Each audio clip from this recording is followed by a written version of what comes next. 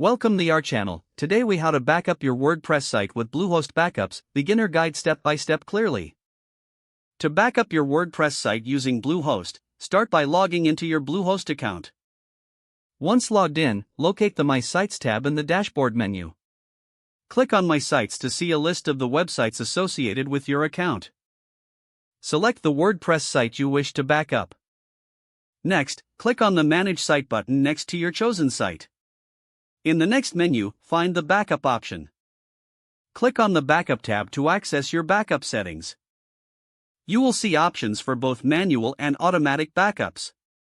For a manual backup, choose the option that says Create Backup. A confirmation message. You can monitor the progress of the backup on the same screen. Once the backup is complete, you will receive a notification. For automatic backups, make sure to check the settings for scheduled backups. You can customize the frequency of these backups based on your needs. After setting automatic backups, always check for notifications to ensure they are running smoothly. To restore a backup, go back to the Backup tab.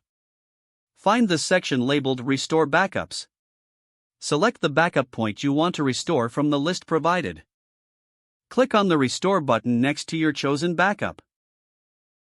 Follow any additional prompts to confirm the restoration process. Once the restoration is complete, your site will be reverted to the selected backup point. Regular backups are essential for maintaining your website's security and integrity. Make it a habit to check your backups frequently. This ensures your site is always protected against data loss or corruption. If the page does not load, refresh the browser or try again in a private or incognito window. Make sure you are using the correct email address, then retype it carefully to avoid small typos. If your password is not accepted, use the reset option and create a new strong password you can remember. Check your spam folder for verification or security emails, then complete any requested confirmation steps. Enable two-factor authentication if available to improve account security and reduce unauthorized access risk. After signing in, review your profile details so your contact information and settings are accurate and current.